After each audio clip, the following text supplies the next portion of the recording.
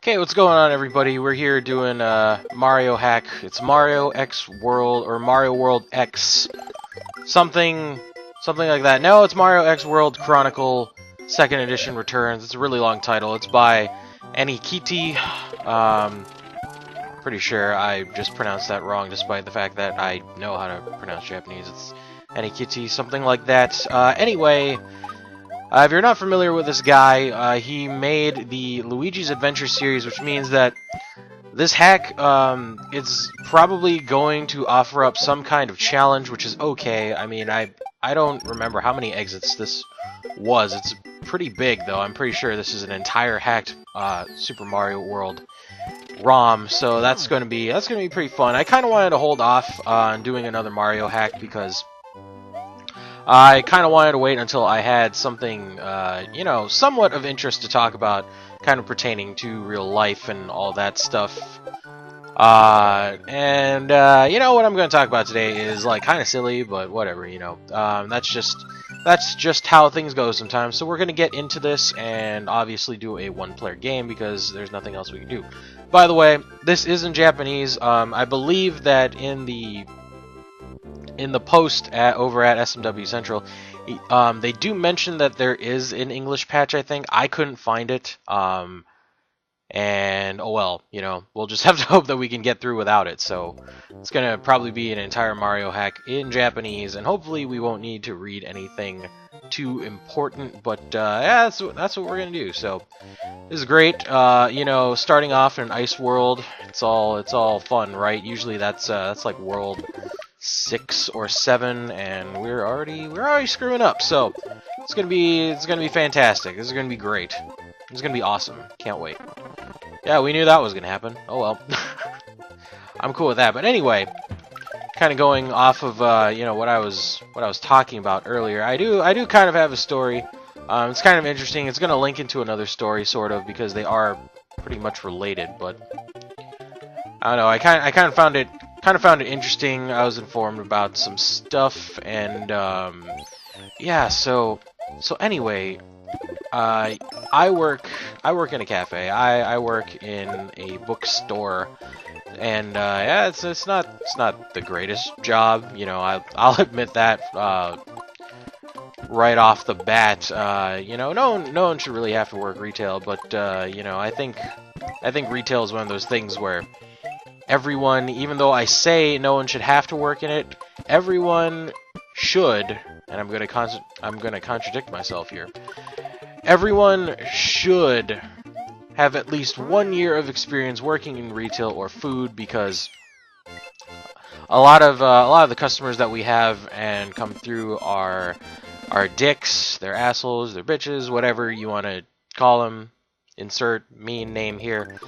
Most people, they come through and they're like, oh, it's all about me, blah, blah, blah, I'm important because I'm the customer, and it's like, yeah, that's kind of true, but that doesn't mean, like, we can push you around, especially since I deal with food. I mean, I get your food first, I get your drinks first, so I don't know why you would bother messing with a person that does that, but, you know, I guess that's your prerogative. If you want to be a bitch, then go ahead.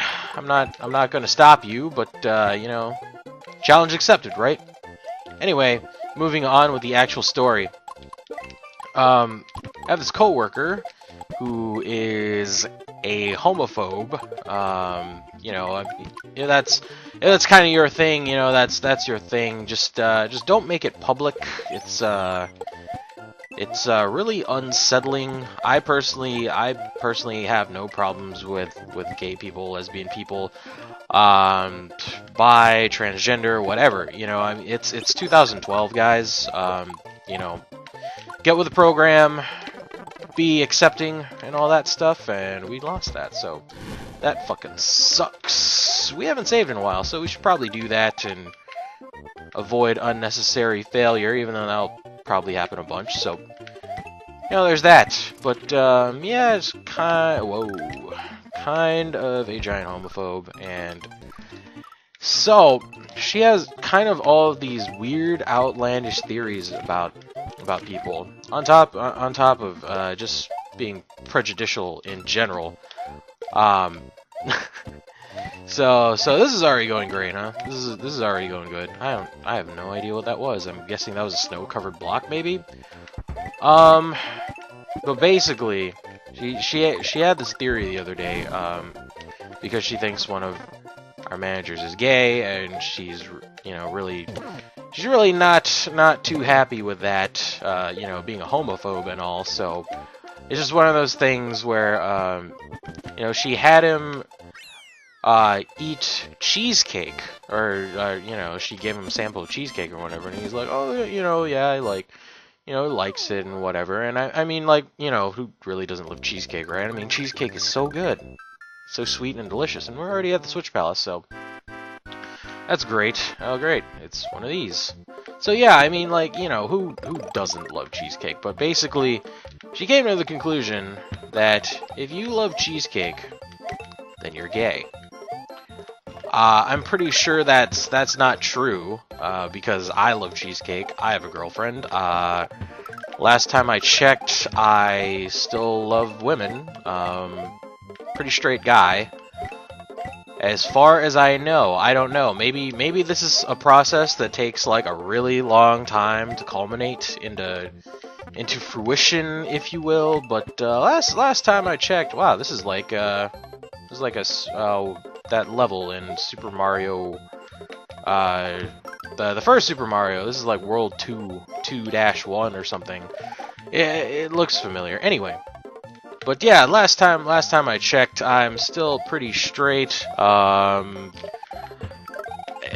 It's just I don't understand how people come to these outlandish conclusions. It was just like so weird for me to hear that, and I'm like, really now, like just how? That's I'm curious now, and I need to be in the loop on like how this thought process goes through someone's head. And it's just like, oh yeah, you know, you like cheesecake, you're gay. So is it just cheesecake? Am I limited to just cheesecake and being gay, or like is it just dessert in general? Like if I like sweet things, is that like candidacy for being gay? Like I need to know this. Someone needs to write a book about it. Maybe she should do it. I mean, that's the first time I've ever heard anyone say anything like that. Well, not necessarily the first time, but from the horse's mouth. You know, I was like, huh, that's interesting.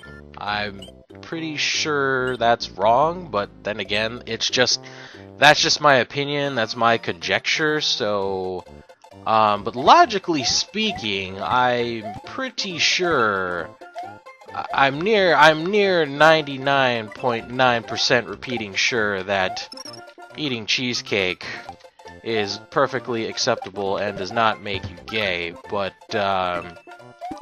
you know, I guess the jury's still out on that one, at least in her head anyway. So there's that, and that's just great, right?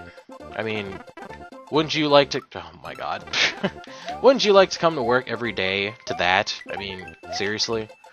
On a semi-related note to that, though, which is kind of interesting because this happened like about a year or so before. Wow, that was really close. Good thing we got that Switch Palace then, huh?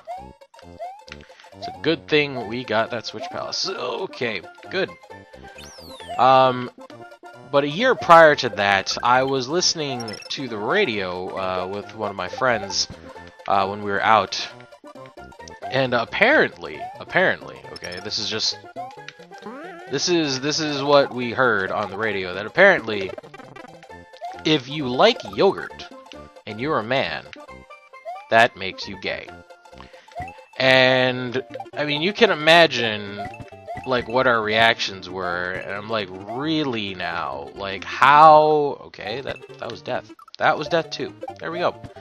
That's a little better. That was close. It's pretty close. You can imagine what our reactions were, and it's like, well, I like yogurt, and I'm a guy, and he likes yogurt, and he's a guy.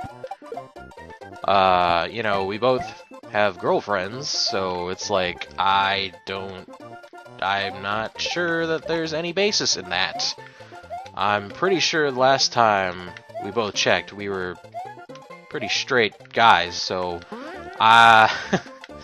it was kind of an interesting thing to listen to, and I'm like, I'm pretty sure whoever wrote this out, or whoever decided that this study was correct, is pretty much an idiot. Probably a homophobe. I don't know. It's just someone that really doesn't take kindly to the thought of gay people, or maybe they're just trying to figure